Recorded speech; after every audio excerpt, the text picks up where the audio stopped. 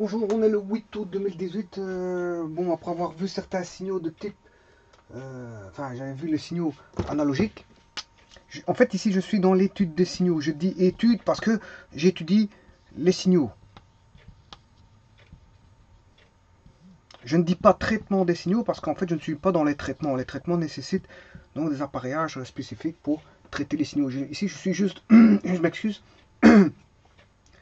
dans les études de signaux. Bon, sachez qu'on est le 8 août 2018 et qu'il a fait bon dans enfin, il a plu à 3 heures du matin, ce qui a réduit la température de 10 degrés. Bon, ce qui a permis d'aller aux gens de respirer un peu plus parce que bon, c'est vrai qu'avec la canicule qu'il fait, je veux dire, on a atteint le pic, le summum de 34 degrés 5 hier, donc ce qui constitue, je veux dire, un record. Voilà, donc ici, comme il a plu à 2-3 heures du matin, 3 heures du matin, avec des orages, bon, voilà, ça rafraîchit, je veux dire, l'ambiance, tant mieux. Enfin bref, ici, donc j'étais en train de voir l'étude des signaux, et j'avais vu le signal analogique,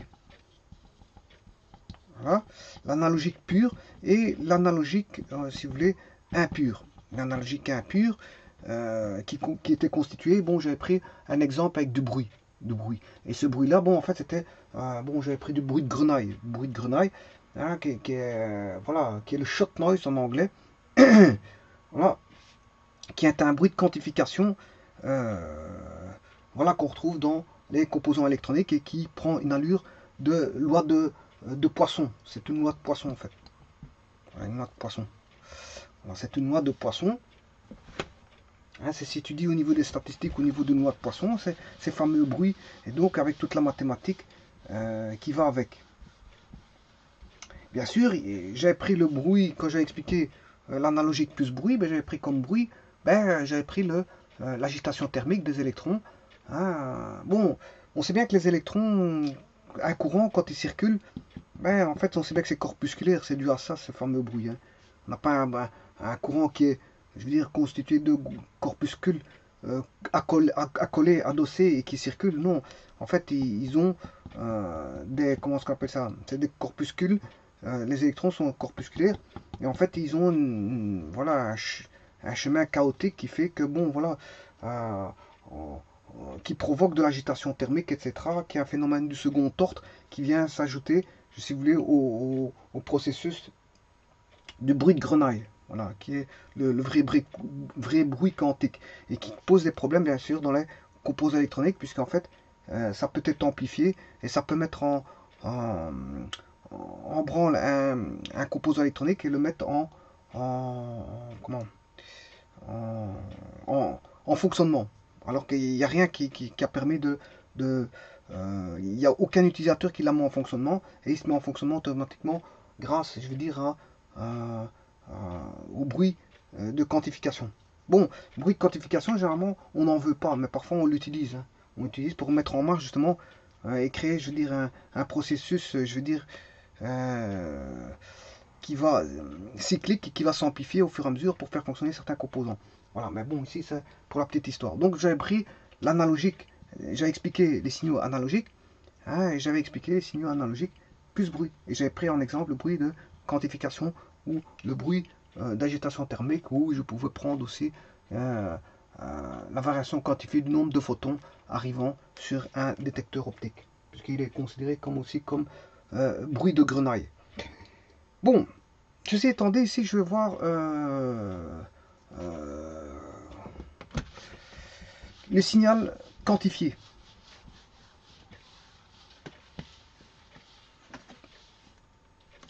Bien sûr, le signal quantifié, il faut partir de l'analogique. Hein.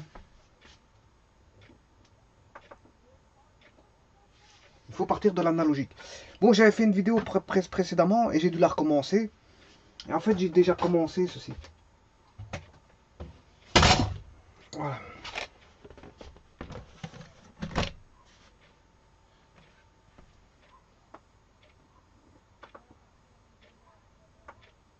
Voilà. Je vais expliquer ceci. En fait, là, j'ai un signal analogique, voilà, que je vais échantillonner sur 30 millisecondes, si vous voulez. Sur 30 millisecondes, voilà, j'échantillonne toutes les 30 millisecondes. Voilà, c'est ça que vous avez toutes les lignes rouges, toutes les 30 millisecondes, je vais échantillonner le signal analogique, s'il vous plaît. Voilà.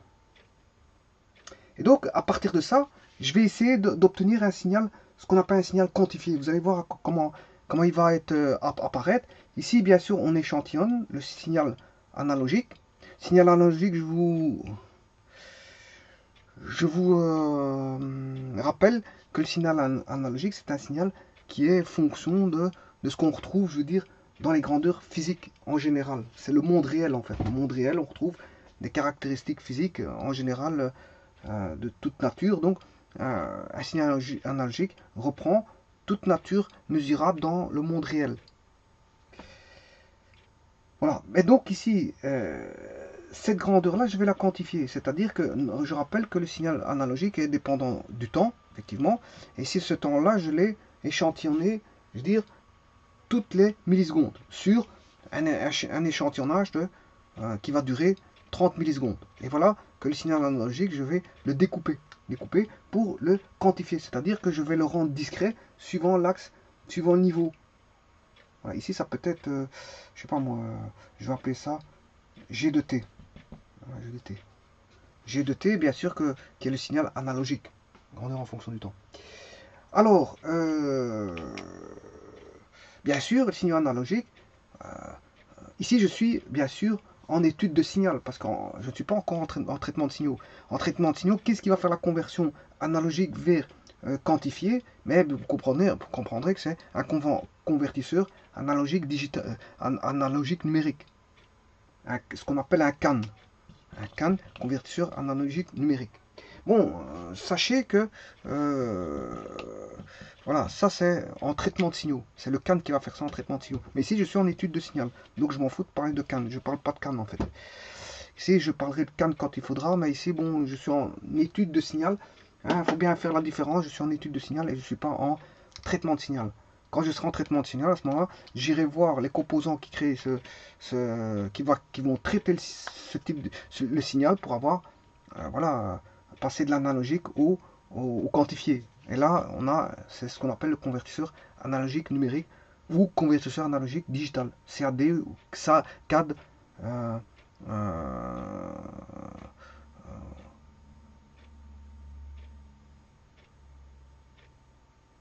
Voilà, attention qu'ici, convertisseur se dit converter en anglais, analogique se dit analogue et numérique se dit digital hein, en anglais.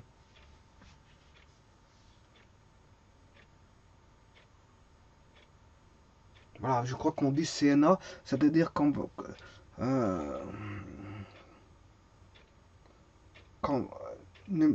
digital analog converter. Donc, digital analog DAC. On dit sûrement DAC. Le CAN se dit DAC en anglais. Digital analog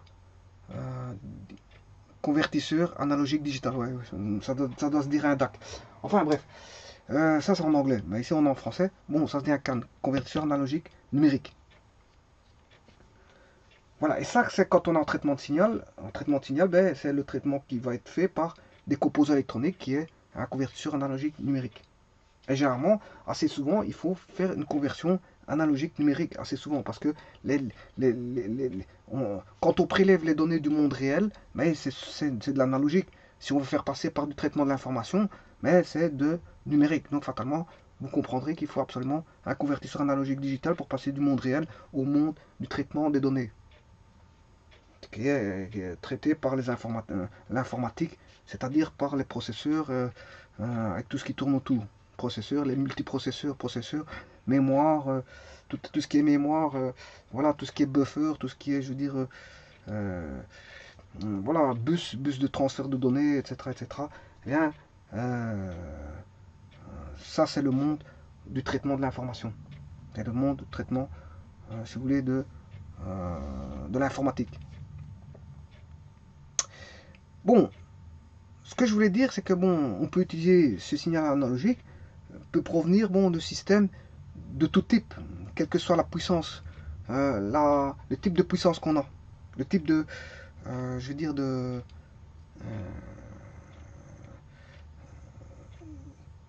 on va dire, de ce qui fait la puissance. Qu'est-ce qui peut faire la puissance? Ça peut être, qu'est-ce qui peut faire créer de l'énergie? Enfin, qu'est-ce qui peut mettre en branle un système?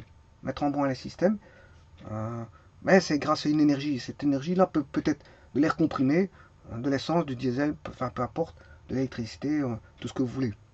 Donc, ce qui veut dire que ces signaux-là, on va les retrouver dans les systèmes mécaniques, système électronique, système électrique, système pneumatique, système à wheel, système hydraulique. Voilà. Donc, tout dépend l'énergie qu'on va utiliser. Si on utilise de l'huile comme énergie, on sera dans un système hydraulique. Il faudra des appareillages hydrauliques pour répondre à certains besoins des signaux. Donc, ça ne se fera pas de la même manière que si on fait usage de l'électronique. Donc tout dépend du domaine d'application.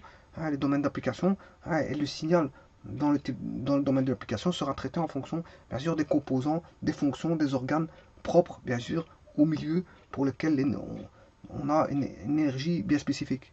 Si on a de l'air comprimé, vous allez utiliser, je veux dire, tout ce qui est appareillage à air comprimé. Si vous êtes en hydraulique, vous allez utiliser tout ce qui est appareillage à wheel. Si vous êtes en électricité, vous allez utiliser tout ce qui est appareillage électrique. Si vous êtes en électronique, vous allez utiliser des composants, tout ce qui est composants et cartes nécessaires au traitement de l'information au travers d'un signal qui est pris dans le monde réel. D'un signal ou deux signaux pris dans le monde réel. Voilà, ceci étant dit, c'est bien pour vous faire la distinction entre l'étude de signal et le traitement de signal. Ici, je suis en étude de signal et non pas en traitement de signal. Et donc, la quantification, si vous voulez, c'est un procédé qui permet d'approcher, je veux dire, un signal, bien sûr, un signal qui est analogique, un signal analogique, par les valeurs d'un ensemble, si vous voulez, discret. Donc, on aura ici du discret. Et je vais le faire tout de suite. Je vais le faire tout de suite. Donc, c'est-à-dire que, je prends un exemple. Je prends un exemple. Voilà. Voilà un signal analogique. Là, je vais prendre du discret irrégulier. C'est-à-dire que là, je vais commencer comme ça. Hop.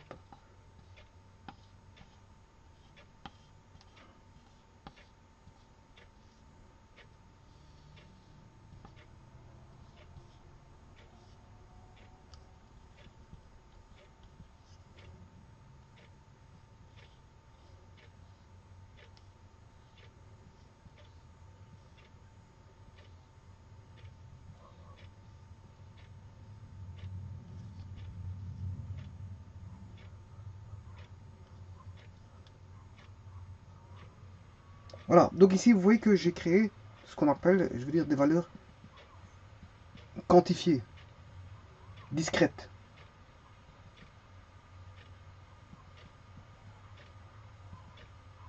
Grâce bien sûr à un échantillonnage, vous voulez, temporel. Temporel. Voilà, un échantillonnage temporel. Et donc ici j'ai bien du discret.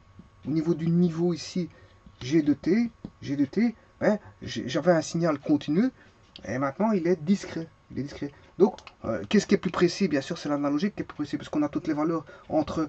Tandis qu'ici, on a des valeurs, je veux dire, discrètes. Pour passer, on passe d'une valeur à une autre par un saut.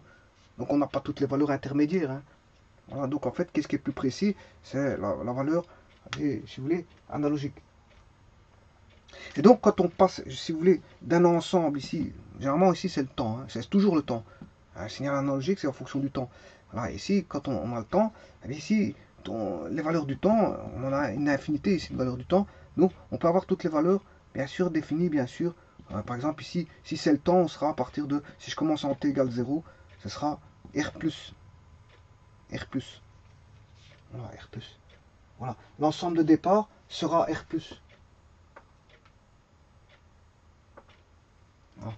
Par contre, l'ensemble d'arrivée, ça dépend comment je vais quantifier. Voilà. Voilà. Comment je vais quantifier. Ici, dans ce cas-ci, je vais quantifier en 15 valeurs. C'est-à-dire sur 4 bits. 4 bits. Je vais prendre 4 bits. 1, 2, 3, 4. Alors, si je prends... ici, je peux la possibilité de mettre 2 bits. Là, 2 bits. Là, 2 bits. Soit 0, 1, 0, 1, 0, 1, 0, 1. Donc, sur 4... digits, si vous voulez, sur 4 chiffres binaires, mais j'ai la possibilité de mettre de 2 exposants 4. Et 2 exposants 4, ce qui fait, bon, je peux avoir 16 bits, c'est-à-dire 16 bits, c'est bit, ça veut dire binary digit. C'est la contraction de binary digit, ça veut dire 16 bits, ça veut dire, voilà, j'ai 16 valeurs possibles en binaire. Donc 0, 1, 2, 3, 4, 5, 6, 7, 8, 9, 10, 11, 12, 13, 14, 15. Voilà, de 0 à 15. 16 bits, c'est de 0 à 15. Maintenant, je peux augmenter ma précision. Hein. J'augmente un digit, un chiffre. Donc à ce moment-là, je fais x2. Donc je vais parler jusqu'à 32 bits. Si j'augmente encore ma précision, ben, je vais jusqu'à 64 bits. Plus j'augmente mes bits, plus la précision va augmenter fatalement. Maintenant, pour augmenter ma précision, je peux augmenter l'échantillonnage ici.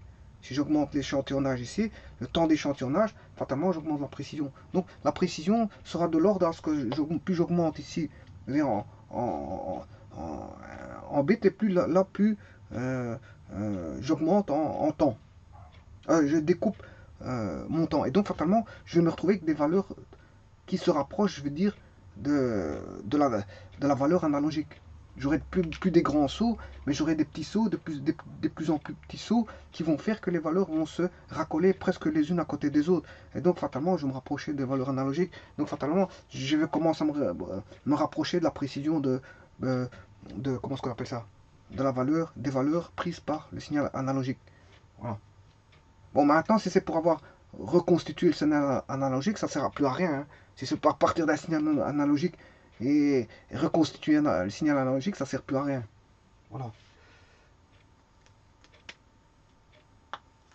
Donc ça ne sert à rien de mettre toutes les valeurs prises par le signal analogique et décomposées par un temps, je veux dire, infini ici, infiniment petit. Ça sert à rien parce que c'est pour reconstituer, si c'est pour reconstituer le signal analogique, autant le laisser comme il était auparavant. C'est-à-dire le garder. Donc ça, il n'y aurait aucune raison. Voilà, ici j'ai pris 30 millisecondes. Hein. Je suis sur 30 millisecondes. Je ne sais pas si on voit. Ouais. Oh. Voilà.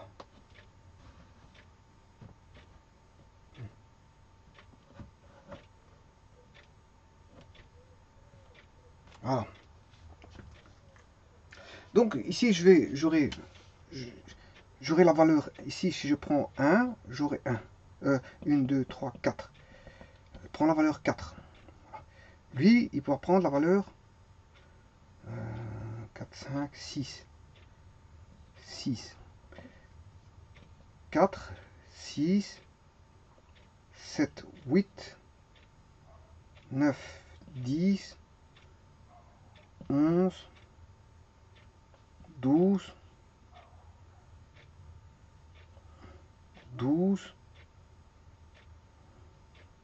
10, 8, 7, 8, 9,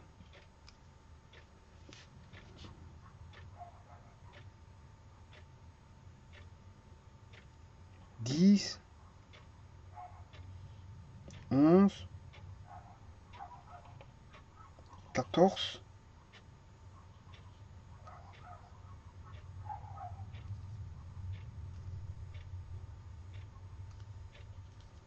je vais faire monter jusqu'à 15 ici, par exemple.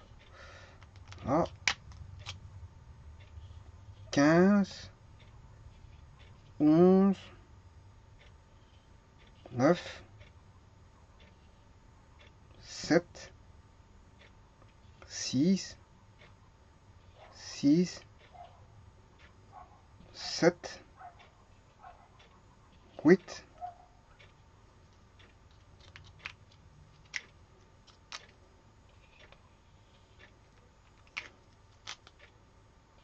9,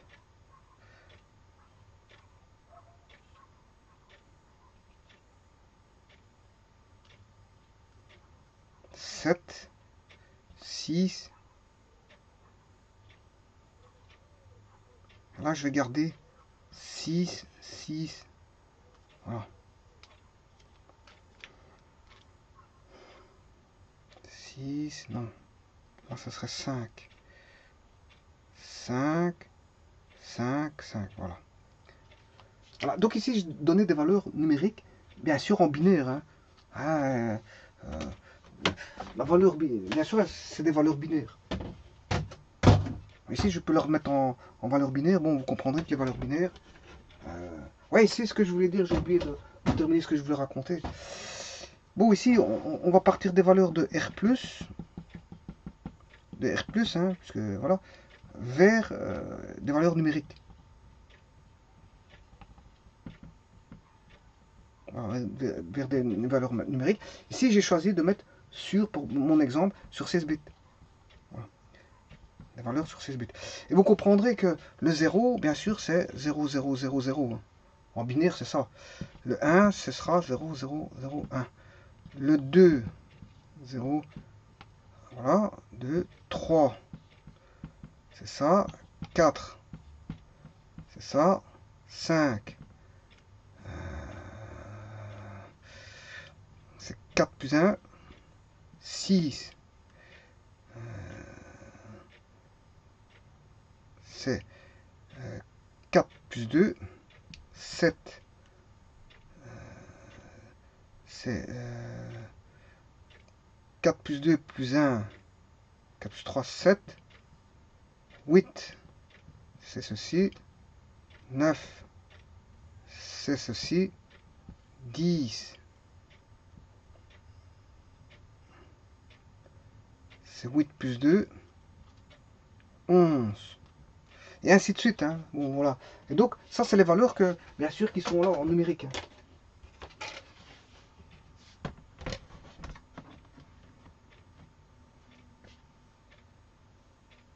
Voilà, c'est les valeurs là. 4, c'est pas 4 qu'il y a. En fait, c'est 4 en codage numérique. Hein. En fait, en codage binaire. Si vous avez 10, ben, c'est pas 10 comme ceci. Vous avez quantifié, oui, 10, mais c'est pas comme ceci. C'est 10 comme ceci.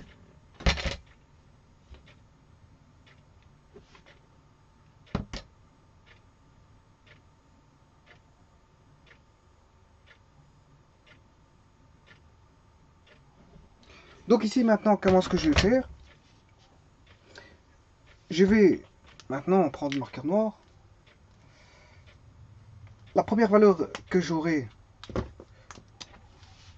c'est 4. Là, voilà, 4. Voilà. Une fois que j'ai le 4, à ce moment-là, il reste à 4. Jusqu'au moment où le prochain échantillon va lui dire qu'on a 6. Il va rester à 6 jusqu'à le prochain échantillon qui va lui dire que j'ai 8. Quand j'ai 8, là, il va lui dire, écoute, j'ai 10. Là, l'échantillon, là, j'ai 11. Là, j'ai 12. Là, je reste à 12. Ensuite, ici, c'est 12 jusqu'au prochain, comme ceci. Et au prochain échantillon, je redescends à 10. Il voit 10. Jusque prochain qui vaut 8. Prochain, il faudra 7. Voilà, 7. Il va rester jusqu'à, il va voir 8. On va rester, il va voir ceci, ceci, ceci, ceci, ceci, ceci, ceci, ceci, ceci, ceci, ceci, ceci, 7, il voit 8, il voit 9, il voit 7, il voit 6, il voit 6, là il voit 6, là, et là il voit 5 tout le temps. Voilà. Là, il est échantillonné, c'est bien sûr sur ces 16 bits, 2 exposants 16. C'est-à-dire j'ai pris 4 bits. Hein. Sur 4 bits, c'est-à-dire de 0 à 15. Bon, j'aurais pu échantillonner avec plus de bits, hein, sur 32 comme j'ai dit, sur 64, et j'augmente la taille de précision, fatalement, soit en échantillonnant de manière plus courte, ou en augmentant la taille de le nombre de bits ici. Je passe à 64. Voilà. Et ça, c'est un signal, ce qu'on appelle un signal quantifié. C'est un signal quantifié et quantifié.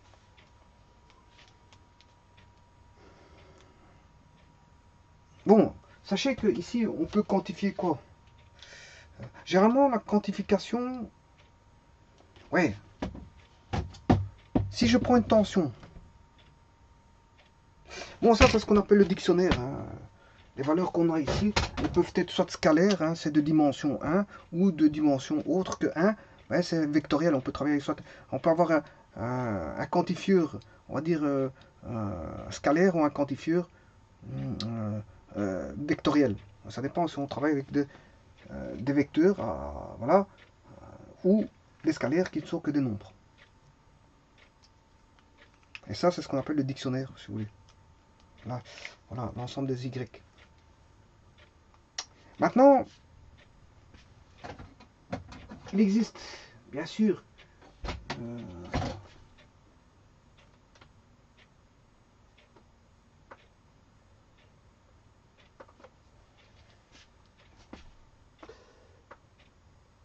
si vous voulez, ceci, voilà, ça c'est un quantifieur scalaire universel. Un quantifieur scalaire, si vous voulez, uniforme. Uniforme, c'est-à-dire que entre deux valeurs, ben, j'ai toujours le même écart, si vous voulez. J'ai un écart que grand K. Voilà, j'ai un écart chaque fois grand K. Voilà, ici j'ai un écart grand K de là, de grand K, grand K, grand K. Voilà, et donc quand on a ceci, un quantifieur comme ceci, c'est ce qu'on appelle un quantifieur. C'est le quantifieur le plus simple d'ailleurs, hein, où les intervalles sont de longueur, si vous voulez, constante. Voilà, ben là, ce qu'on appelle un quantifieur. Le K, c'est ce qu'on appelle le pas de quantification, si vous voulez. En gros, ceci, c'est, bien sûr, ici, j'ai une quantification que positive. Hein. Ici, vous voyez qu'il est quantifié de manière irrégulière. On n'a pas un pas constant ici. On n'a pas un pas constant.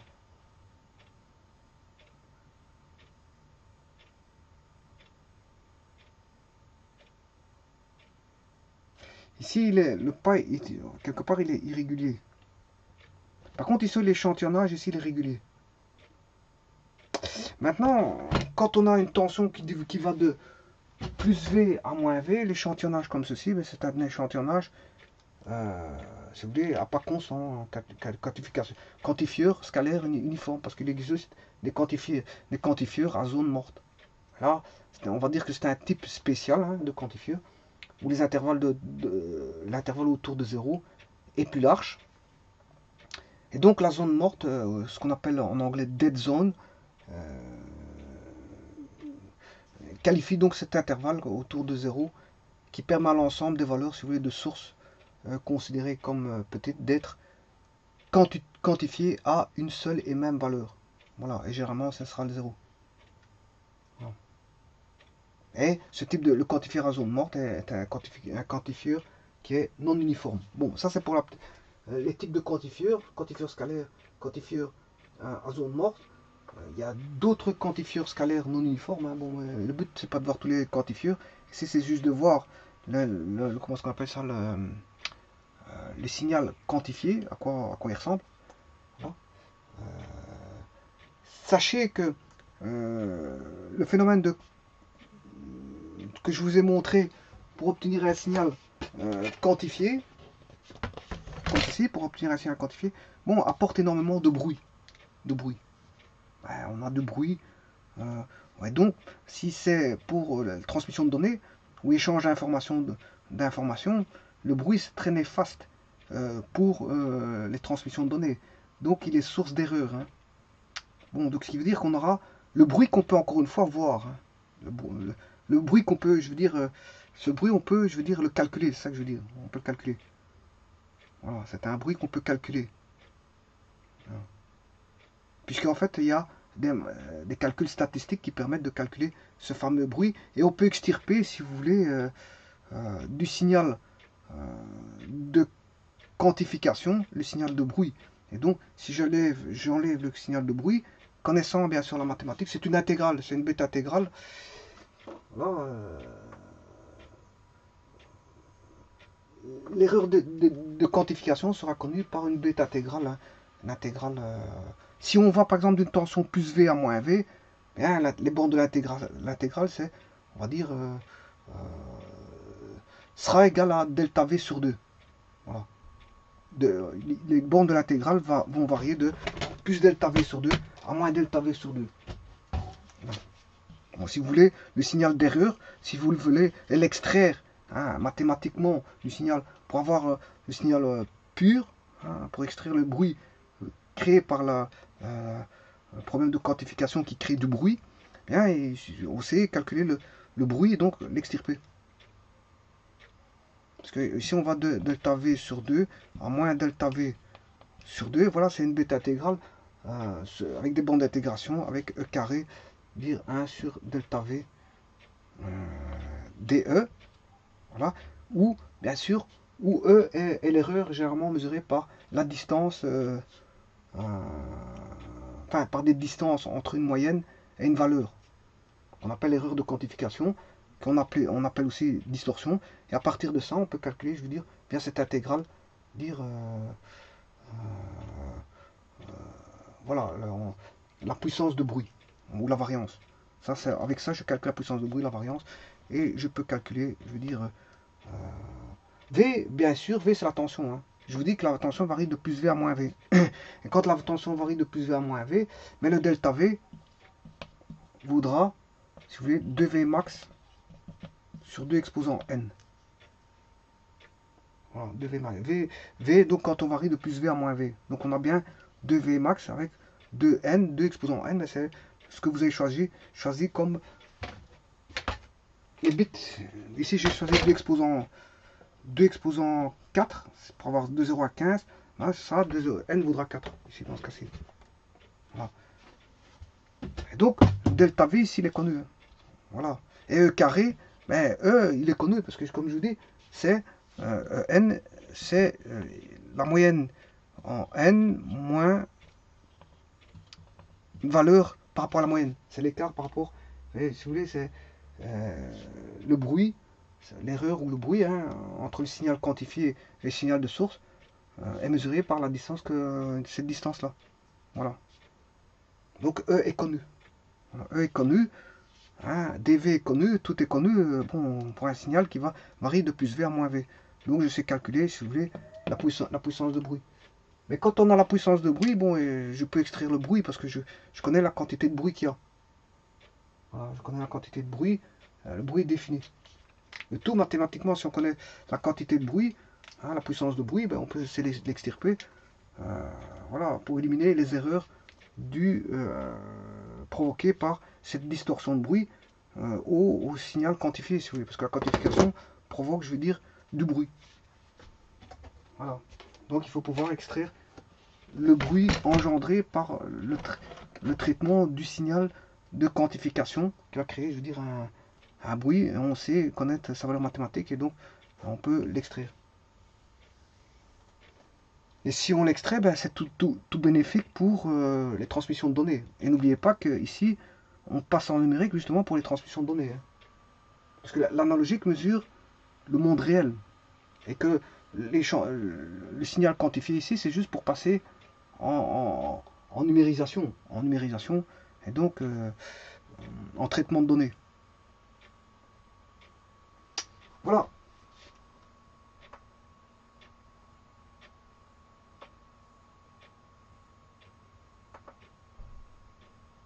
Et donc ceci c'est en noir un signal quantifié par rapport à un signal analogique. Bien sûr qu'il va introduire des erreurs comme j'ai dit. Voilà, il faudra les éliminer. Voilà, je vous remercie beaucoup.